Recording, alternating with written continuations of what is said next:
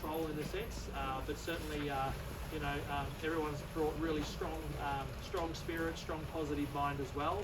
And I just, I can't really, thank you, Mob, enough for that as well. It's incredibly important as well. I love the fact that, we've also, worked with Aboriginal people and non-Aboriginal people to really be able to walk together. We've got my cousin as well, not because he is my cousin, but to clear the conflict of interest. Just for the record, I've never seen this fella before. Alright, just for the record. He's another Gunditjmara mob. But this is the thing, this is the, what we want to show about our people, not just the culture and the traditions and the smoking ceremonies, which are incredibly important, but also the kindness and the sense of humour and the humility that our people have as well. We have been through a number of significant amount of traumas as well, and I can't shy away today that today is National Sorry Day as well, and we do have members, sorry to bring this up for them, Mob, as well, but we do have members of Stolen Generations right here standing with us. I won't point the finger at them, but they know who they are, and I see them, and I feel them, and as well, and want to recognise them as well, because we can't fully imagine what it was like in their lived experience as well.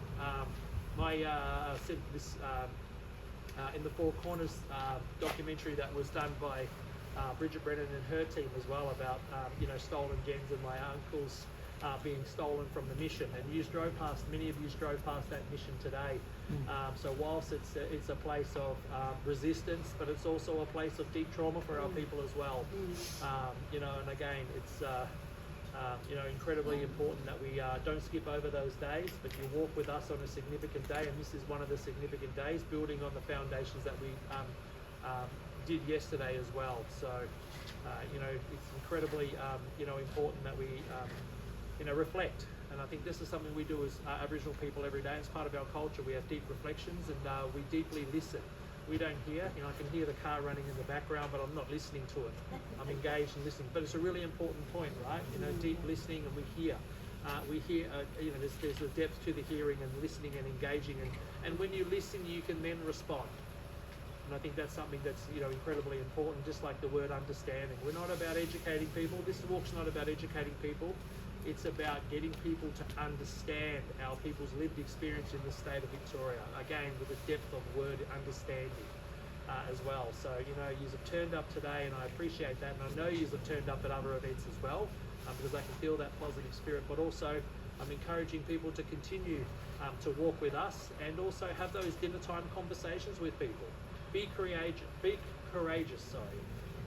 We don't have to wait for leadership to show leadership, and also as well, just because people have senior roles, it's not about leadership, about like them in leadership roles. We can all play a leadership role in our family microcosm, and what that looks like for everyone is incredibly different. So again, we walk lightly on country today and every day, but we had really strong conversations about what we expect to see in our future as well, and that's another part of our culture. We walk lightly on country, but we always talk strong for country, and we talk strong for people, and that's what I'm also asking you, Mob, to do as well, and continue to build on the work and the efforts that you've done here prior to today, but also how we move forward together.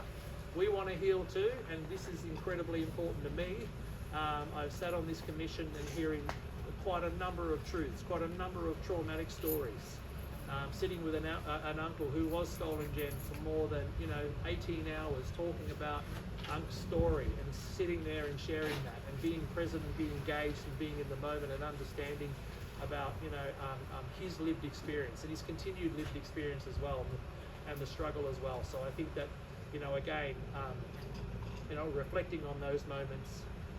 But I'm really confident with the work that we've done at the Commission, and the report that we're about to submit to the Victorian Government and the First Peoples Assembly to negotiate those recommendations through the treaty process.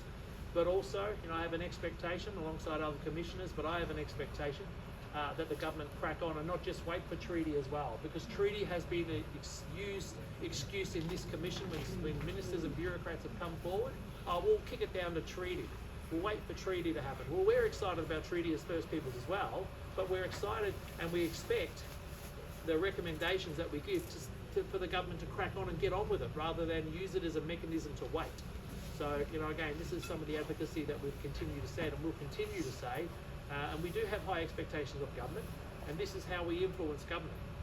Days like today, we're all coming together, Aboriginal people and non-Aboriginal people from all parts of our society and community, and this is how we start to put pressure and continue to put pressure on the Victorian government to see change and want to expect change for our society, not just for First Peoples. We advocate for change for everybody. When we advocate for change for raise the age, it's about everyone's kids about raising the age. No kid should be locked up at 12 years old. Not just Aboriginal kids, and I think it's written in a way, and in the media articulates it in a way that we as Aboriginal people don't want to live in a safe society. Well, that's just not true. And in fact, if anyone hasn't lived in a safe society since 1834, it's certainly our people, because the statistics and the data says that. So again, not to be negative, but we have expectations that when we fight for change, when you see those recommendations, I take you to also think about what we're actually trying to do for the state of Victoria. It's a big vision in these recommendations around how we want to see change for everybody, for everyone's children, for everyone's future, kids and so forth as well. This is about generations to come, and this is how we start to change the landscape and the cultural fabric of the state of Victoria as well. So again, I think it's all for coming out yesterday and today, because I see very many similar faces as well.